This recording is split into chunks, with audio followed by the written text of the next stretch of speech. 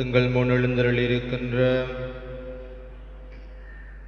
நற்கருணை ஆண்டவரை முழந்தால் படியிட்டு ஆராதித்து நித்திய ஸ்துதிக்குரிய என்ற கீதத்திலே பங்கு பெற்றுவோம். நித்திய ஸ்துதிக்குரிய பரிசுத்த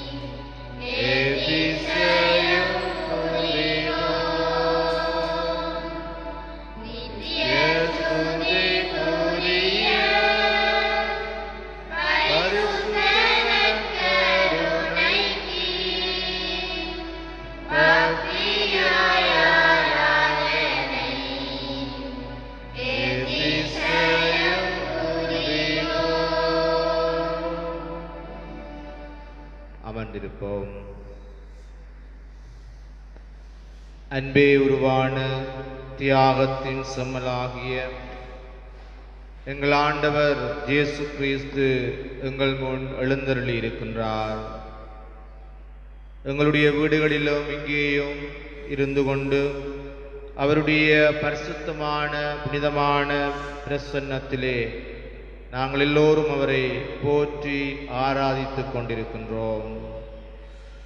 கொரோனா என்கின்ற கொடிய வாதையினால் இந்த உலகமே ஸ்தப்பிதமடைந்து மக்கள் ஒன்று கூட முடியாமல் தனித்தனியாக குடும்பங்களாக வாழுகின்ற ஒரு நிலையில் நாங்கள் இருக்கின்றோம்.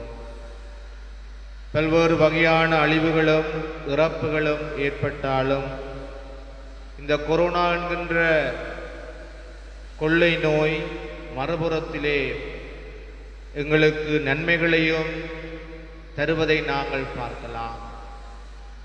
முன்னைய காலங்களிலே நாங்கள் வேலை வேலை என்று தெரிந்து எங்களுடைய குடும்பத்தின் மட்டிலான குடும்பத்துக்கு நாங்கள் கொடுக்க வேண்டிய நேரத்தை நாங்கள் கொடுக்க முடியாதவர்களாக இருந்தோம்.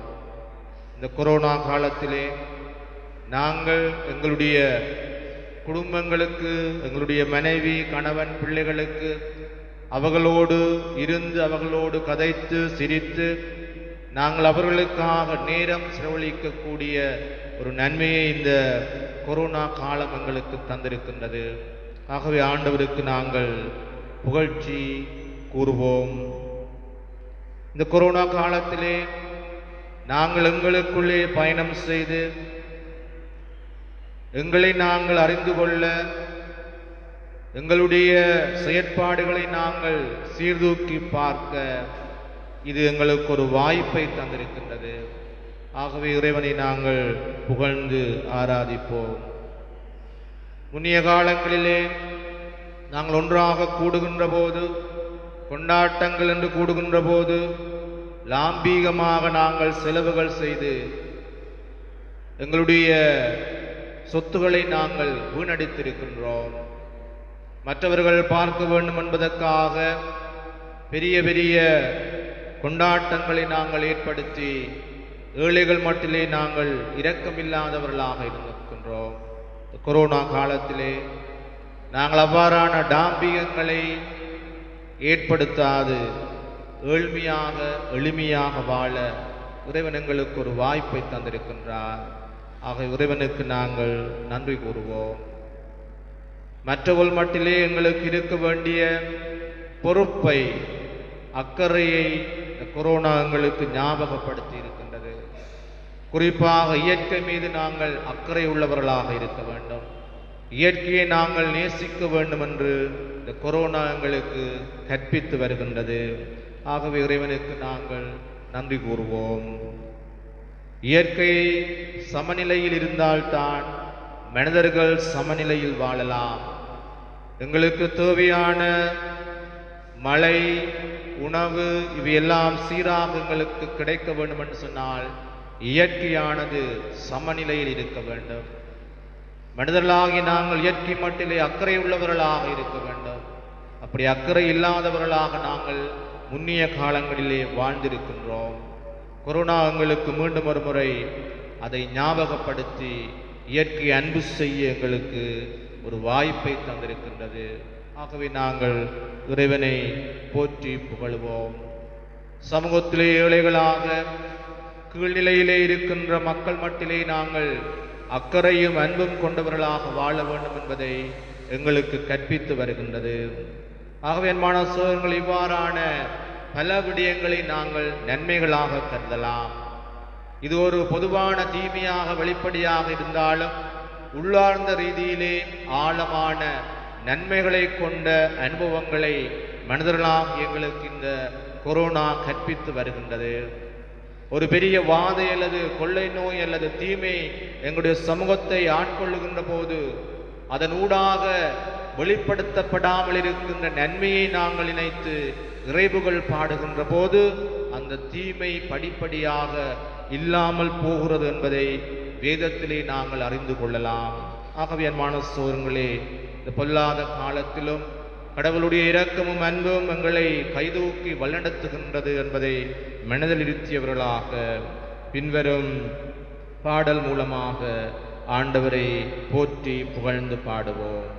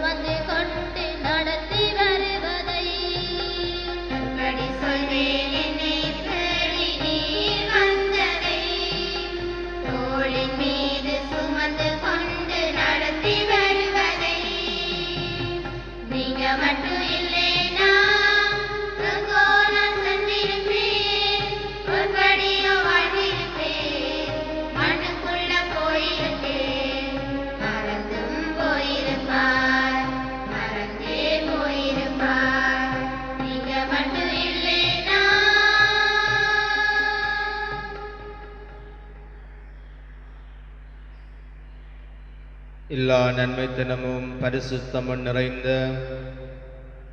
இந்த ஆண்டவருடைய பிரசன்னத்திலே இருப்பதற்கு நாங்கள் தகுதியற்றவர்களாக இருக்கின்றோம்.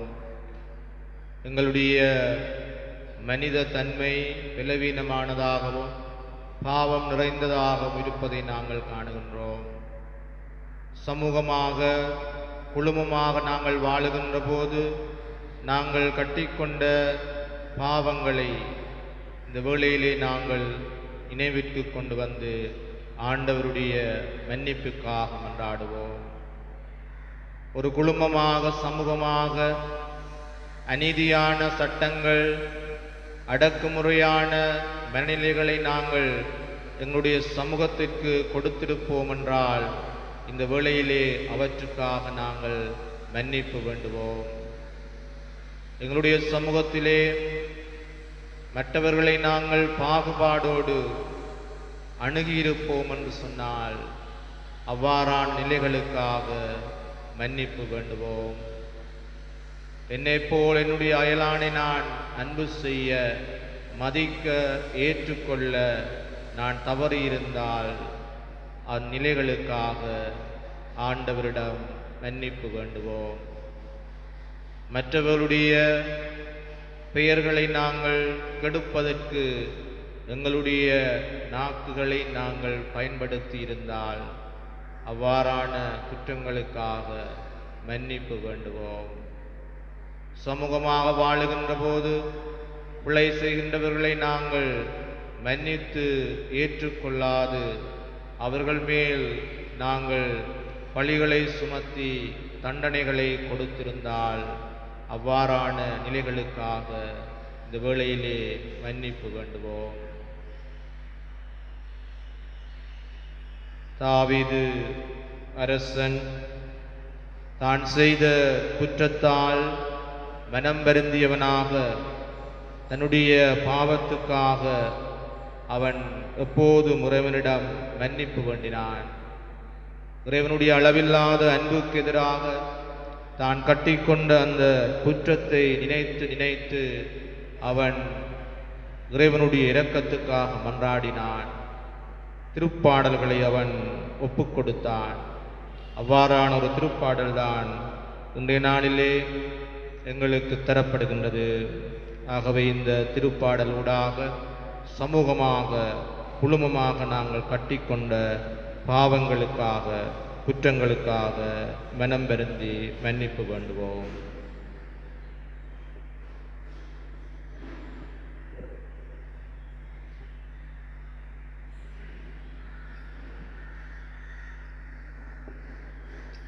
பதிலுரை பாடலுக்கு உங்கள் பல்லவியாக ஆண்டவரே நீரே எனக்கு புகலிடம்.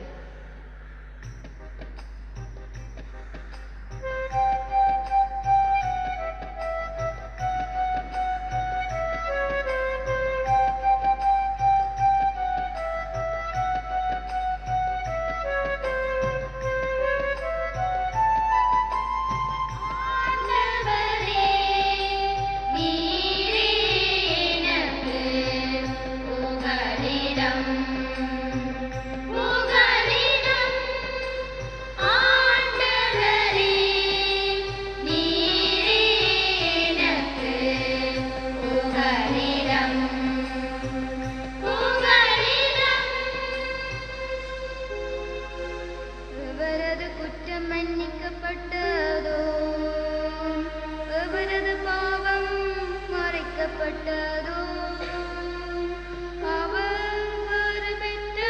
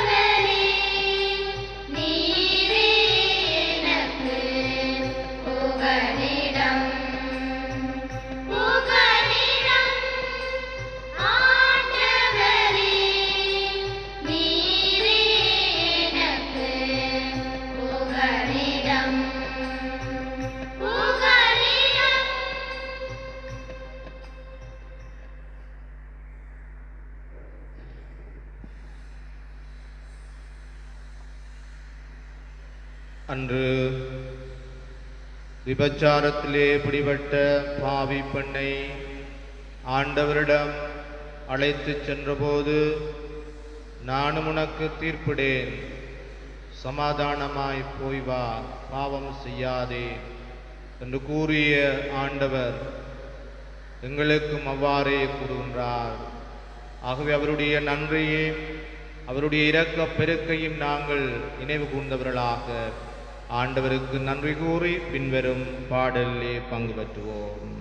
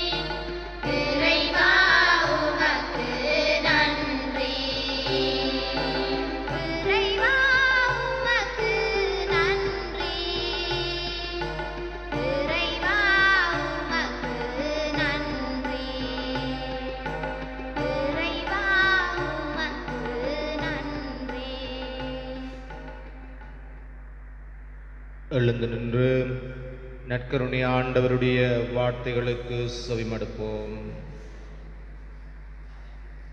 ஆண்டவர் உங்களோடு இருப்பாராக.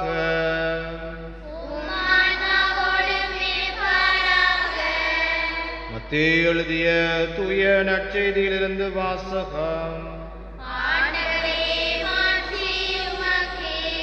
அதிகாரம் 12 வாக்கியங்கள் 38 42 வரை. அப்பொழுது மறைநூல் அறிஞர் சிலரும் பரிசேயர் சிலரும் இயேசுவுக்கு மறுமொழியாக, போதகரே, நீர் அடையாளம் ஒன்று காட்ட வேண்டுமென விரும்புகின்றோம் என்றனர். அதற்கு அவர் கூறியது, இந்த தீய விபச்சார தலைமுறையினர் அடையாளம் கேட்கின்றனர். இவர்களுக்கு இறைவாக்கினரான ஜோனாவின் அடையாளத்தை தவிர வேறு அடையாளம் எதுவும் கொடுக்கப்பட மாட்டாது. ஜோனா 3 பகலும் 3 இரவும் ஒரு பெரிய மீனின் வயிற்றில் இருந்தார். அவ்வாறே மானிட மகனும் 3 பகலும் 3 இரவும் நிலத்தின் உள்ளே இருப்பார். தீர்ப்பு நாளில் நினிவே மக்கள் இத்தலைமுறையினரோடு எழுந்து இவர்களை கண்டனம் செய்வார்கள். ஏனெனில் ஜோனா அறிவித்த செய்தியை கேட்டு அவர்கள் மனம் மாறியவர்கள். ஆனால் இங்கிருப்பவர் ஜோனாவை விட பெரியவர் அன்றோ? தீர்ப்பு நாளில் தென்னாட்டு அரசி இத்தலைமுறையினரோடு எழுந்து இவர்களை கண்டனம் செய்வார். ஏனெனில் அவர் சாலமோனின் ஞானத்தை கேட்க உலகின் கடைக்கோடியிலிருந்து வந்தவர். ஆனால் இங்கிருப்பவர் சாலமோனிலும் பெரியவர் அல்லவா? இது வாழ்வு தரும் கிறிஸ்துவின் நற்செய்தி.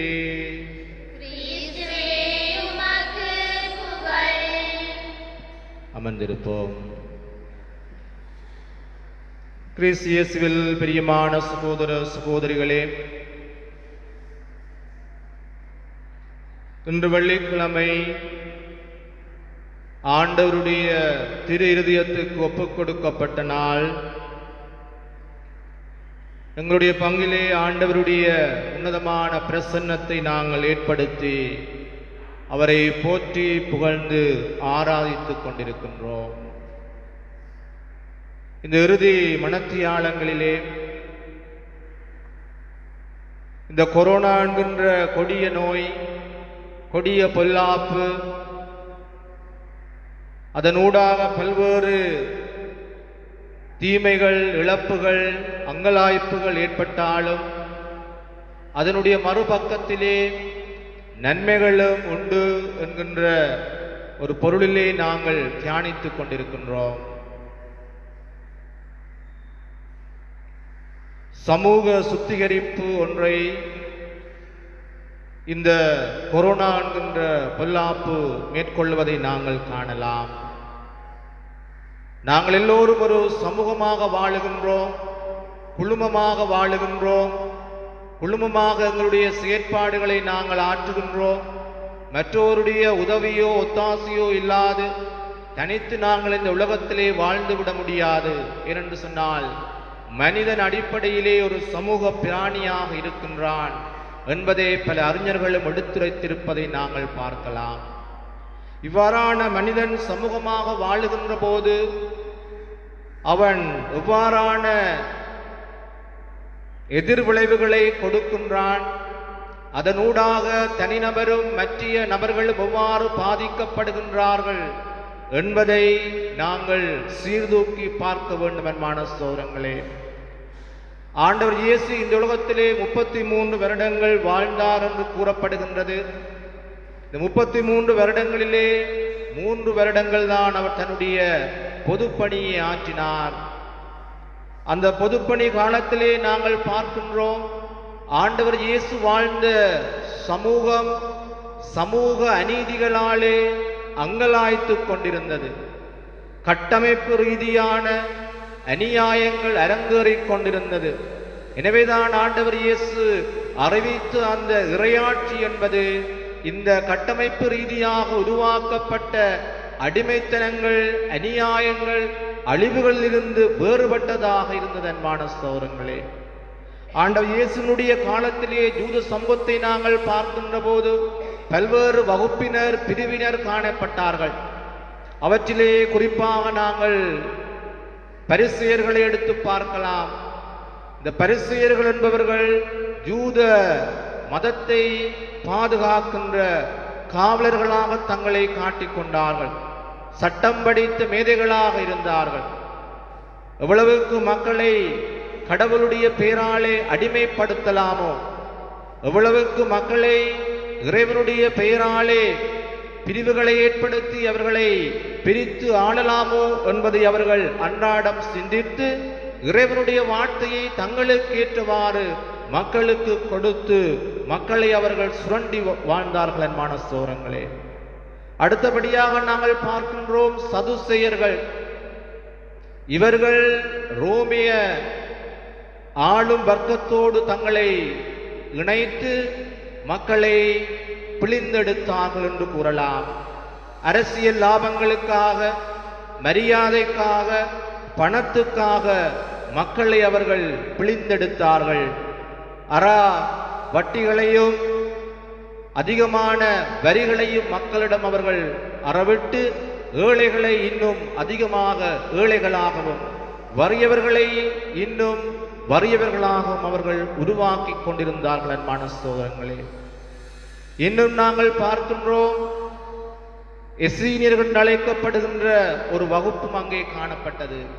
இவர்கள் என்ன செய்தார்கள் என்று சொன்னால், மெசியாவினுடைய வருகைக்காக தாங்கள் தனித்திருந்து ஆயத்தம் செய்ய வேண்டும் என்பதற்காக பாலைவனத்துக்கு சென்று அங்கே செபத்திலும் தபத்திலும் தங்களை அவர்கள் உட்படுத்தி இருந்தார்கள். இவ்வாறானவர்கள் ஏனைய மக்களை தங்களோடு சேர்த்துக் கொள்ளவில்லை. அவர்களும் அங்கே பாகுபாடுகளை, பிரிவினைகளை உருவாக்கி அவற்றில் அவர்கள் மகிழ்ச்சி கண்டார்கள் என்பான சோரங்களே. இதைவிட நாங்கள் பார்க்கின்றோம், தீவிரவாதிகள் அழைக்கப்படுகின்ற ஒரு வகுப்பு அங்கே காணப்பட்டது. ரோமியர்களுடைய ஆட்சியை நேரடியாக எதிர்த்து ரோமியர்களை தங்களுடைய நாட்டிலிருந்து வெளியேற்ற வேண்டும் என்பதற்காக ஆயுதம் தாங்கி போராடிய ஒரு சிறு குழுமம்தான் தீவிரவாதிகள் என்று அழைக்கப்பட்டார்கள். இதைவிட பெரிய தொகையான மக்களை அந்த சமூகம் பாவிகள் என்று முத்திரை குத்தி புறந்தள்ளி வைத்திருந்தது. அவர்களோடு அவர்கள் உறவுகளை வைத்துக் கொள்ளவில்லை. தங்களை பெரியவர்களாக கருதியவர்கள் இந்த பாவிகளோடு உறவுகளை அவர்கள் வைத்துக் கொள்ளவில்லை. பாவிகள் எப்போதும் இந்த பெரியவர்களுக்கு மரியாதை செலுத்த வேண்டும், அவர்களை கண்டால் அவர்களுக்கு ஆக வேண்டிய காரியங்களை இந்த பாவிகள் செய்ய வேண்டும் என்கின்ற ஒரு நிர்பந்தம், கட்டாயம் இருந்ததை நாங்கள் பார்க்கின்றோம். யார் இந்த பாவிகள்? யார் யார் பாவிகளாக கருதப்பட்டார்கள்? ஏழைகள் பாவிகளாக கருதப்பட்டார்கள். நோயுற்றவர்கள் பாவிகளாக கருதப்பட்டார்கள். வாழ வழியா திக்கற்றவர்கள் பாவிகளாக கருதப்பட்டார்கள். கலப்பு திருமணம் செய்தவர்கள் பாவிகளாக கருதப்பட்டார்கள். இவ்வாறு ஒரு பெரும்பான்மையான மக்கள் அந்த சமூகத்திலே பாவிகளாக முத்திரை குத்தப்பட்டு புறந்தள்ளப்பட்டு வாழ்ந்தார்கள். இவ்வாறான ஒரு பின்னணியிலே தான் நாங்கள் பார்க்கின்றோம், ஆண்டவர் இயேசு அங்கே இறையாட்சியை பற்றிய போதனையை மேற்கொள்ளுகின்றார். இந்த தீமைகள், இந்த அடக்குமுறைகள், அநியாயங்கள் எல்லாம் உடைத்தெறியப்பட்டு மக்கள் எல்லோரும் சமமாக, சமத்துவமாக வாழ வேண்டும் என்பதுதான் அவருடைய இலக்காக இருந்தது. அவருடைய அந்த இலக்குக்காக அவர் தங்களை பெரியவர்களாக காட்டிக்கொண்ட பரிசேயர்களும் சதுசேயர்களும் அழிக்கப்பட வேண்டும் என்பது ஆண்டவருடைய நோக்கமாக இருக்கவில்லை. அவர்களும் மனம் மாறி இறையாட்சிக்குள்ளே வர வேண்டும் என்பதுதான் ஆண்டவருடைய நோக்கமாக இருந்தது அன்பான சகோதரங்களே. ஆகவே இந்த சமூக கட்டமைப்பு ரீதியான, அமைப்பியல் ரீதியான தீமைகள், அடிமைத்தனங்களிலிருந்து மக்கள் விடுதலை பெற வேண்டும் என்று சொன்னால் கடவுளை அவர்கள் ஏற்றுக்கொள்ள வேண்டும், அவருடைய வார்த்தையை அவர்கள் ஏற்றுக்கொள்ள வேண்டும். தன்னை போல் அவர்கள் தன்னுடைய சகோதரனை, அயலானை அன்பு செய்ய வேண்டும் என்று சொல்லி ஆண்டவர் இயேசு போதிப்பதை நாங்கள் பார்க்கின்றோம். இந்த கொரோனா காலத்திலே நாங்கள் பார்க்கின்றோம், நாங்கள் எல்லோரும் ஒன்றாக சமூகமாக சேருவதற்கு கொரோனாங்களை அனுமதிப்பதில்லை. கல்யாண கொண்டாட்டங்கள் செய்ய முடியாது, இறந்த வீடுகள் செய்ய முடியாது. இவ்வாறு நாங்கள் ஒன்றாக கூடுகின்ற போது அங்கே தடை விதிக்கப்பட்டிருக்கிறது. ஒன்றாக நாங்கள் கூட முடியாது. ஏனென்று சொன்னால், இவ்வளவு காலமும் நாங்கள் ஒன்றாக கூடுகின்ற போது நன்மையை விட தீமையை எங்களுக்கு அதிகமாக விளைந்திருக்கிறது. இதைத்தான் புனித பவுல் கொரிந்தியருக்கு எழுதிய முதலாவது கடிதத்திலே 11வது அதிகாரத்திலே கூறுவார். நீங்கள் ஒன்றாக கூடுகின்ற போது நன்மையை விட தீமையை அதிகமாக விளைகின்றது. ஆகவே நீங்கள் ஒன்றாக கூட வேண்டாம் என்று சொல்லி கொரிந்திய மக்களுக்கு புனித பவுல் எடுத்து கூறுவதை நாங்கள் பார்க்கின்றோம். எங்களுடைய சமூகங்களை, சமூக நிலைகளை, கட்டமைப்புகளை நாங்கள் பார்க்கின்ற போது நாங்கள் எவ்வாறு என்னுடைய அயலானை நான் அணுகி இருக்கின்றேன், எவ்வாறு சமூகத்தினுடைய பேராலே என்னுடைய அயலானை நான் அடிமைப்படுத்தி இருக்கின்றேன், சமூகம் என்கின்ற பேராலே எவ்வாறு என்னுடைய அயலாடமிருந்து நான் சுரண்டி இருக்கின்றேன் என்று சொல்லி நாங்கள் சிந்தித்து பார்க்க வேண்டும். எனவேதான் இந்த கொரோனா ஒரு சமூக சுத்திகரிப்பை மேற்கொள்வதை நாங்கள் காணலாம். சமூகம் என்று நாங்கள் பார்க்கின்ற போது வெறுமனே மனிதர்கள் மாத்திரமல்ல அன்பான சகோதரர்களே, இந்த இயற்கையும் அந்த சமூக வட்டத்துக்குள்ளே வருவதை நாங்கள் பார்க்கின்றோம். பிராணிகள், உயிருள்ளவை, இயற்கை படைப்புகள் எல்லாம் அந்த சமூக வட்டத்துக்குள்ளே வருகின்ற போது இவற்றுள் எவையாவது ஒன்றுக்கு எதிராக நாங்கள் பாவம் செய்கின்ற போது, அநியாயம் செய்கின்ற போது, அடிமைப்படுத்த முற்படுகின்ற போது அங்கே எங்களுடைய இயற்கை சமநிலையை நாங்கள் இழந்து விடுகின்றோம். அன்பான சகோதரர்களே, சமநிலையானது இழக்கப்படுகின்ற போது அது ஏதோ ஒரு வகையிலே மீண்டும் எங்களுக்கு தாக்கத்தை, பாதிப்பை, ஆபத்தை ஏற்படுத்துவதை நாங்கள் பார்க்கலாம். எங்களுடைய ஆலயங்களிலும் சரி, எங்களுடைய சமூக குழுமங்களிலும் சரி, நாங்கள் பல்வேறு நிலைகளில் மற்றவனை அடிமைப்படுத்தத்தான் முற்பட்டிருக்கின்றோம். எங்களுடைய செயற்பாடுகள் எவ்வளவுக்கு மற்றவனை நாங்கள் தள்ளி வைக்கலாமோ, புறந்தள்ளி வைக்கலாமோ அவ்வளவுக்கு புறந்தள்ளுகின்ற நிலைகள் தான் முன்னைய காலங்களிலே அதிகமாக இருந்தது. எனவேதான் இன்று நாங்கள் எதுவும் இல்லாமல் 2-2.5 வருடங்களுக்கு மேலாக ஒன்று கூட முடியாது, எதுவும் இல்லாது நாங்கள் அங்கலாய்த்துக் கொண்டிருக்கின்றோம் என்று சொன்னால், நாங்கள் ஒன்று கூடுகின்ற போது நன்மையை விட தீமையே அதிகமாக இருப்பதை நாங்கள் பார்க்கின்றோம்.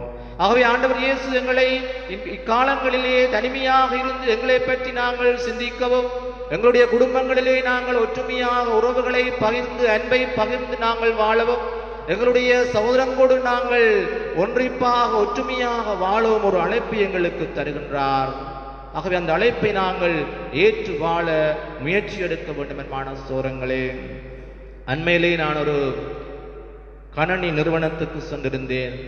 எங்களுடைய ஒரு கணனி ஒன்று பழுதடைந்திருந்தது. ஆகவே அதை திருத்துவதற்காக அந்த கணனி நிலையத்துக்கு நான் சென்றபோது எங்களுடைய அந்த கணனியை அந்த திருத்துவரிடம் கொடுத்து விட்டு வெளியிலே நான் அங்கிருக்கிற பொருட்களை பார்த்து கொண்டிருந்தேன்.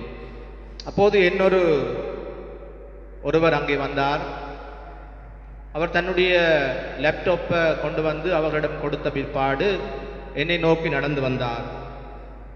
நான் அவரை பார்த்து சிரித்தேன். அப்போது அவர் சொன்னார், ஃபாதர் எங்கே இருக்கிறீங்கன்னு சொல்லி கேட்டேன். எனக்கு அவர் தெரியாது.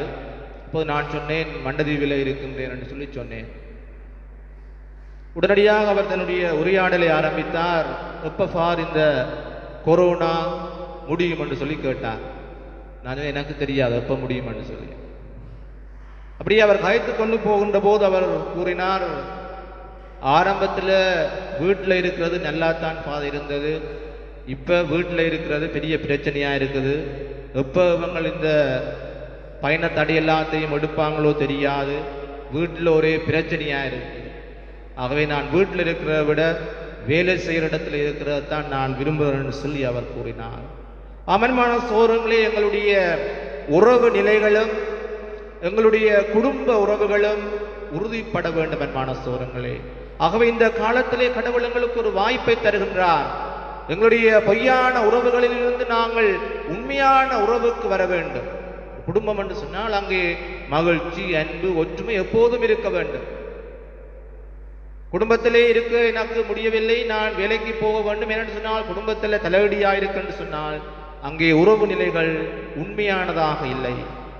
அங்கே பொய்யான உறவுகள் தான் நிலவுகிறது. அன்பான சகோதரங்களே, ஆகவே இந்த சமூக வாழ்க்கையிலும் எங்களுடைய உறவுகள் இவ்வாறு தான் இருக்கிறது. சமூக வாழ்க்கையிலே நாங்கள் ஒருவரை ஒருவர் உண்மையாக உறவு நிலையிலே அன்பு செய்து வாழ பழக வேண்டும். அவ்வாறு அன்பு செய்கின்ற போது அங்கே நாங்கள் எந்த விதமான அடிமைத்தனங்களுக்கும் அநீதிகளுக்கும் ஒத்துப்போக மாட்டோம். அநீதிகள் அடிமைத்தனங்களை நாங்கள் உடைத்து ஒரு சமத்துவத்தை உருவாக்கத்தான் நாங்கள் முயற்சி எடுப்போம். வரலாறுகளை நாங்கள் பார்க்கின்றோம், பல மனிதர்கள் இந்த அடிமைத்தனங்களுக்கு எதிராக போராடி இருக்கின்றார். கட்டமைக்கப்பட்ட அமைப்பியல் ரீதியான தீமைகளுக்கு எதிராக போராடி இருக்கின்றார்கள். அவர்கள் இறுதியிலே கொலை செய்யப்பட்டார்கள், சிரச்சேதம் செய்யப்பட்டார்கள், காணாமலாக்கப்பட்டார்கள்.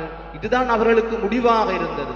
அப்படி இருந்த போதிலும் அவர்கள் தங்களுடைய முயற்சியை கைவிடவில்லை. அன்பான சகோதரர்களே, என்னென்னு சொன்னால் இந்த சமூக அமைப்புகள் எல்லாம் தூய்மை அடைய வேண்டும், புனிதம் அடைய வேண்டும். எவ்வாறு அது புனிதம் அடையலாம்? நாங்கள் ஒருவர் ஒருவரை மனதார அன்பு செய்ய வேண்டும், மனதார மதிக்க வேண்டும். ஒவ்வொருவனும் குறைகளோடும் முறைகளோடும் வாழுகின்றான்.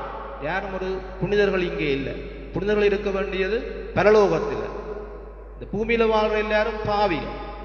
ஆகவே நாங்கள் மற்றவனை அவனாக நாங்கள் ஏற்றுக்கொள்ள முயற்சிக்கின்ற போது எங்களுக்குள்ளே எந்த விதமான பாகுபாடுகளோ அடிமைத்தனங்களோ இருக்கப் போவதில்லை. அன்பான சகோதரர்களே, நாங்கள் ஒரு ஆலயமாக இருந்தாலும் ஒரு பங்கு திருச்சபையாக இருந்தாலும் நாங்களும் பல சட்டங்கள் பல செயற்பாடுகளூடாக மக்களுடைய மற்றவர்களுடைய நிலைப்பாடுகளை அவர்களுடைய ஆளுமைகளை நாங்கள் பல தடவைகளில் பாதித்திருக்கலாம். ஆகவே இந்த கொரோனா காலம் எங்கள் எல்லோரையும் மீண்டும் எங்களுடைய சமூக வாழ்க்கையினுடைய தன்மைகளை தாற்பயங்களை பற்றி சிந்திக்க அழைப்பு விடுகிறது. அன்பான சகோதரர்களே, அவ்வாறு நாங்கள் எங்களுடைய சமூக செயற்பாடுகளை சமூக வாழ்க்கையை நாங்கள் சுத்திகரிக்கின்ற போது புனிதப்படுத்துகின்ற போது மீண்டும் ஒரு புதிய சமூகம், ஆண்டவர் இயேசுவிலே மையப்பட்ட ஒரு புதிய சமூகம் உருவாகும். அன்பான சகோதரர்களே, அதுதான் இறையாட்சியினுடைய உண்மையான விழுமியங்களை கொண்டு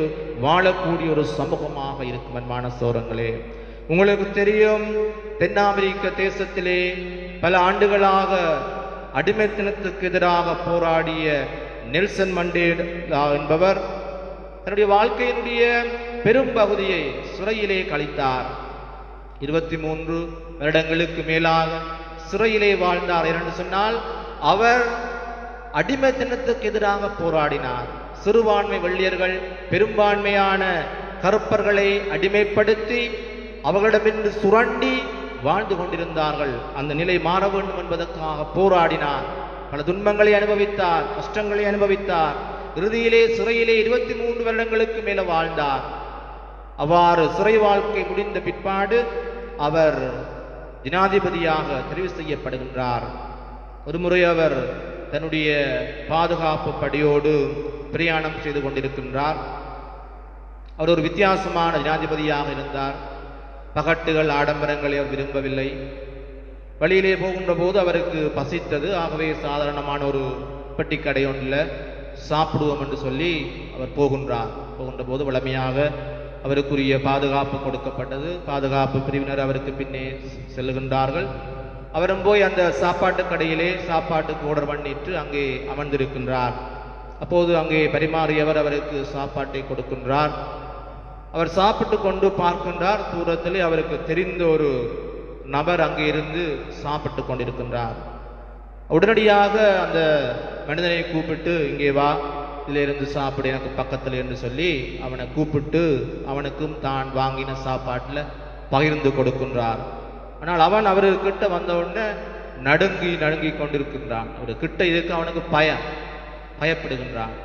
ஆனால் அவர் அதையும் பொருட்படுத்தாது அவனை பிடித்து எனக்கு பக்கத்தில் இருத்தி அவனுக்கு சாப்பாடு கொடுத்து சாப்பிட்டு முடிந்த பிற்பாடு அவர் அந்த இடத்தை விட்டு விலகி போகின்றார்.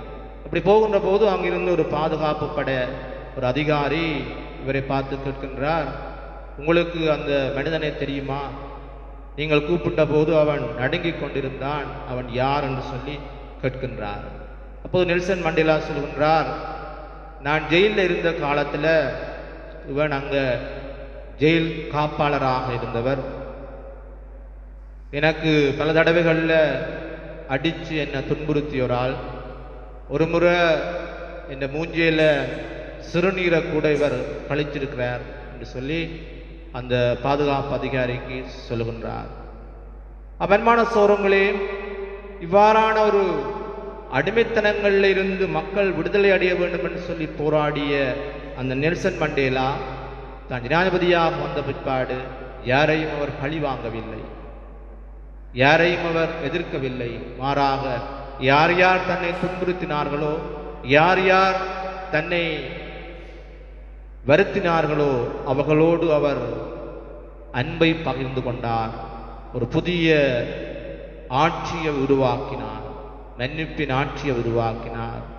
ஆமன்மான சோரங்களே, நாங்களும் எங்களுடைய சமூக வாழ்க்கையிலே, குழும வாழ்க்கையிலே ஒரு புதிய நிலையை உருவாக்க வேண்டியவர்களாக இருக்கின்றோம். அந்த புதிய நிலையை நாங்கள் உருவாக்குவதற்கு இந்த காலத்தை, இந்த கொரோனா காலத்தை நாங்கள் நல்ல முறையிலே பயன்படுத்தலாம். அதை நாங்கள் பயன்படுத்தி புதிய ஒரு சமூகமாக, புதிய ஒரு திருச்சபையாக, புதிய ஒரு குழுமமாக நாங்கள் மிளிர்ந்து ஆண்டவர் இயேசுக்கு அந்த மக்களாக நாங்கள் வாழ அருள் வேண்டி மன்றாடுவோம். ஆமீன். இந்த வேளையிலே எழுந்து நின்று எங்களுடைய தேவைகள் மன்றாட்டுக்களை எடுத்து கூறி செபிப்போம்.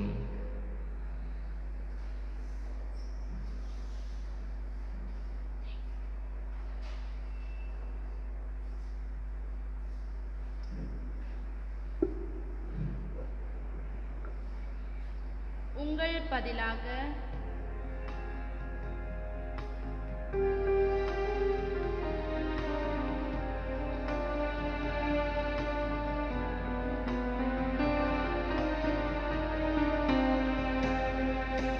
கண்ணீரோடு கதறுகின்றோம் இயேசுவே, எங்கள் கண்ணீரை நீ துடைக்க வேண்டும் இயேசுவே. கண்ணீரோடு கதறுகின்றோம் இயேசுவே, எங்கள் கண்ணீரை நீ துடைக்க வேண்டும் இயேசுவே. கலங்காதே, நான் உன்னோடு இருக்கின்றேன் என மொழிந்த அன்பின் நற்கருணை இயேசுவே, கொரோனா எனும் கொடிய தொற்று நோயின் தாக்கத்தினால் வெளியே செல்ல முடியாது அச்சத்தோடும் கலக்கத்தோடும் வீடுகளிலும் தனிமைப்படுத்தப்பட்ட முகாம்களிலும் முடங்கி கிடக்கும் உலக மக்கள் மீது கருணை கூறும். கலங்காதே, நான் உன்னோடு இருக்கின்றேன் என கூறி அவர்களின் கண்ணீரை துடைத்து நோயின் தாக்கத்திலிருந்து பாதுகாத்திருள வேண்டுமென்று நற்கருணை நாதரே உம்மிடம் வேண்டுகின்றோம்.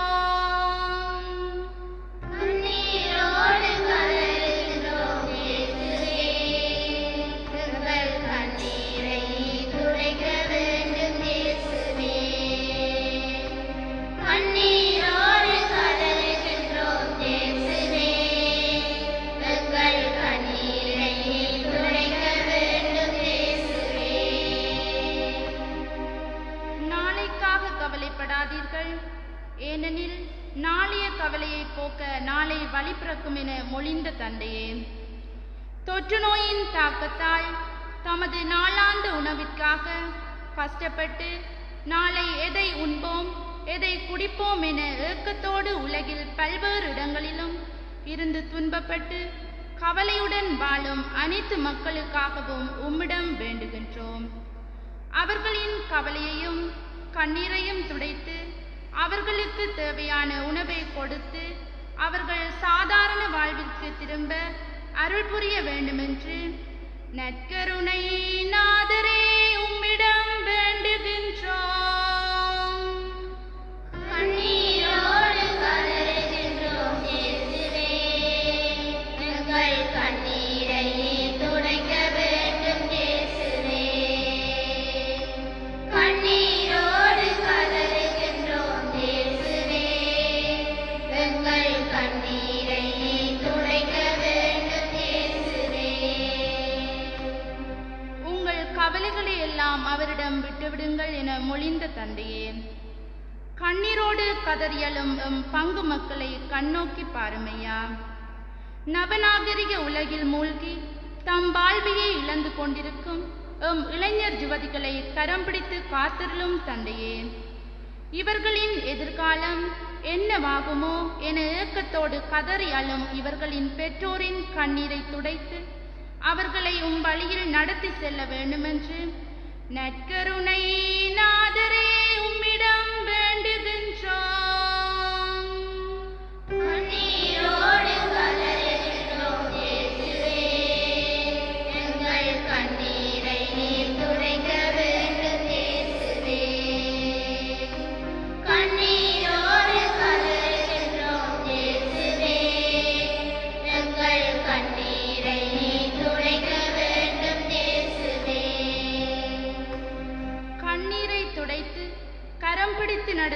கருணையின் தேவனே, பெற்றோர்களுக்காக உம்மிடம் வேண்டுகின்றோம்.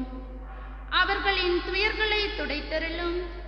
அவர்களின் தொழில்களும் சிறக்கவும், வாழ்வில் முன்னேறிச் செல்லவும், அவர்களின் கடன் தொல்லைகள் நீங்கவும் அருள் புரிய வேண்டுமென்று நற்கருணை நாதரே உம்மிடம் வேண்டுகின்றோம். நீரோடு கதறுகின்றோம் இயேசுவே, எங்கள் கண்ணீரை நீர் துடைக்க வேண்டும் இயேசுவே.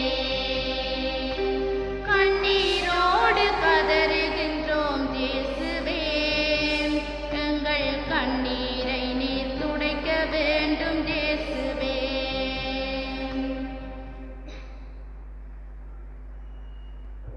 எங்களுடைய சொந்த தனிப்பட்ட கருத்துக்களுக்காக மன்றாடுவோம்.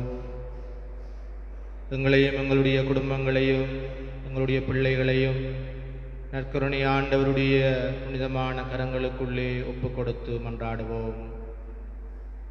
எங்களுடைய தொழில் துறைகள் வேலை வாய்ப்புகளுக்காக மன்றாடுவோம். பிள்ளைகளுடைய கல்வி வாழ்க்கைக்காக சுபிப்போம். எங்கள் மத்தியிலே நோய்வாய்ப்பட்டு முதுமையினால் கஷ்டப்படுகின்ற உள்ளங்களுக்காக மன்றாடுவோம். இன்னும் வாழ்க்கையின் பல்வேறு போராட்டங்கள் மத்தியிலே சிக்கி தவிக்கின்ற ஒவ்வொரு உள்ளங்களுக்காக சுபிப்போம். எங்களுடைய இளையவர்களுக்காக மன்றாடுவோம்.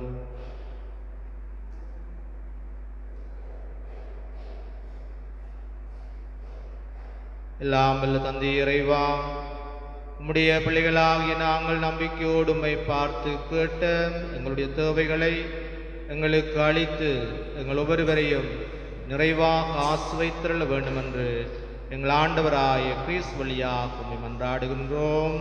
ஆமென். முழந்தாள் படியிட்டு மாண்புயர் கீதத்திலே பங்கு பெற்றுவோம்.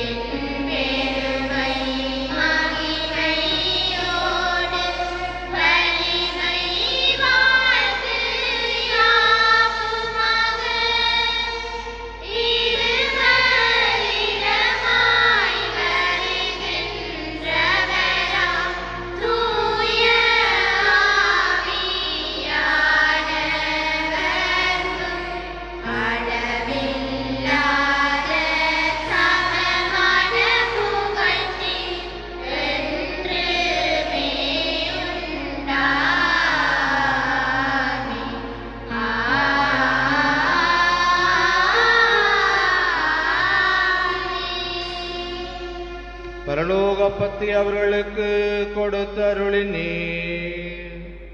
அதிலே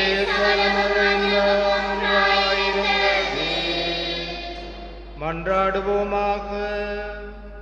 இறைவா, இந்த வியப்புக்குரிய அடையாளத்திலே உம்முடைய பாடுகளினவே எங்களுக்கு விட்டுச் சென்றே. உம்முடைய திருவுடல் திருரத்தம் ஆகியவற்றின் மறைபொருளை வணங்கும் நாங்கள் உமது மீட்பின் பயனை இடைவிடாமல் துய்த்துணர்ந்து மகள அருள்வீரா.